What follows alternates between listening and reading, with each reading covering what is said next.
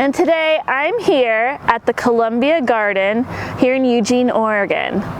This is a garden right in the middle of Eugene, and it's run and managed by the University of Oregon students. So sitting around here, I can see a lot of new green plants coming up because it's spring. You can even see the artichoke here, which has already grown so big right behind me. What other vegetables do you think might be growing here in this garden?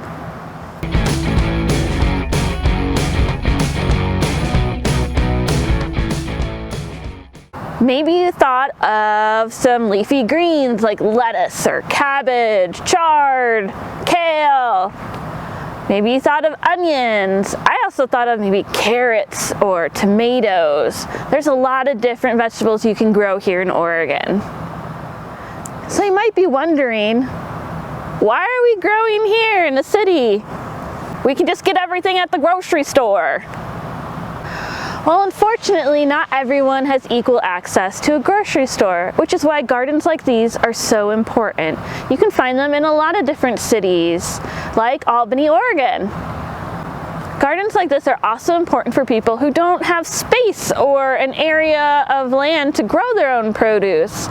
So they can sign up for a community garden and come and plant their own vegetables. So thinking about community gardens and grocery stores, I have an important question for you. How far away is your grocery store? Can you walk to it? Can you ride your bike to it? Do you have to ride in a car or take a bus to your grocery store?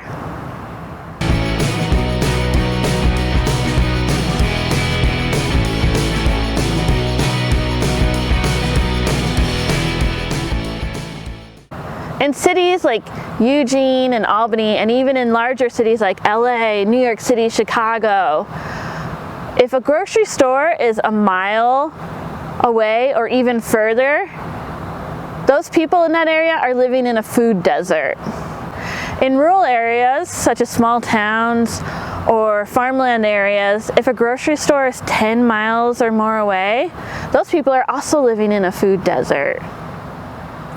A food desert is an area where people do not have easy access to a grocery store or to healthy produce for them to make healthy meals for themselves.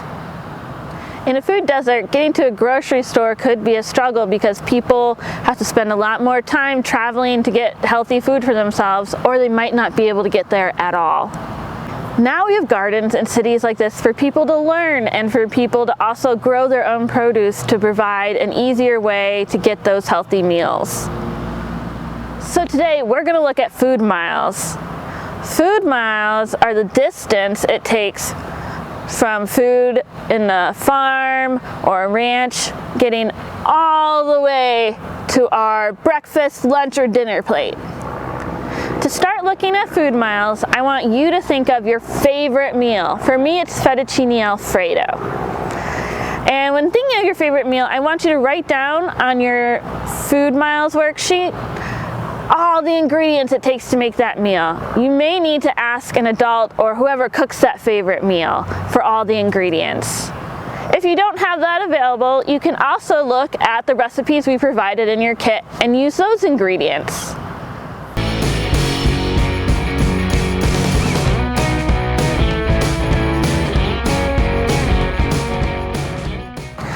So once you have your ingredients listed, you're going to open the PowerPoint on Canvas. And on the PowerPoint, there are going to be a couple different links to show you where all the ingredients are farmed and raised. And then on the following slides, we have maps for you to look at to calculate the food miles. To do this, you're going to look at the scale on the map with a ruler, and then you can measure out how far it takes to get from farm to plate.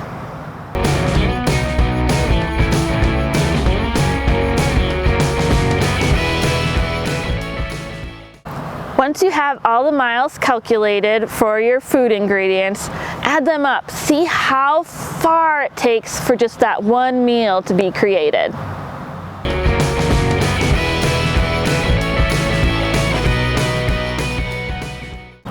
Now that you've calculated your food miles, I want you to look at the ingredients. Which ones were closest to your plate?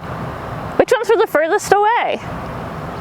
Also consider that some ingredients are available in different areas seasonally, like berries in Oregon. In the summer, berries are very close to our plate, so we can get them right here in the state.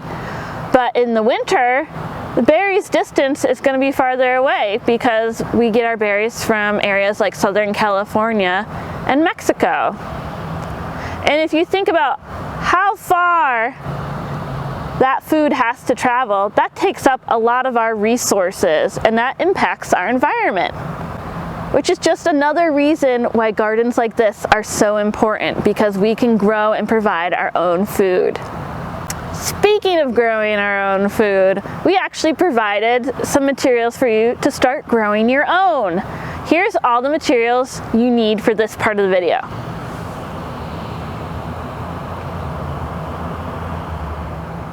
So I have all of my materials ready to plant some seeds. Now these materials will probably look a little bit different than what we've supplied you in your kit. I'm also going to be planting some zucchini seeds for my own garden today. So first what you're going to do is you're going to take your pot and you are going to fill it with the soil so you have a good amount. This is pretty good. And then you're going to look at the directions for your seeds on how deep you need to plant them. For the seeds I have, I need a seed depth of 1 inch. So I'm just going to take my finger, dig in there about 1 inch. And then I'm just going to put in a couple seeds. And then gently pat it back. Your seed directions might be a little bit different because you will be growing cherry tomatoes. So as the cherry tomatoes grow, you'll want to also add a stake into your pot. The stake will help the cherry tomatoes continue to grow and reach the sun. As it grows, you may need to use string or a twist tie to attach the growing plant to the stake so it can continue to grow upwards. As your plant grows, remember to water it as needed by checking the soil to see if it's dry or wet. And then also keep your cherry tomatoes in a pretty sunny spot. They really enjoy the sun.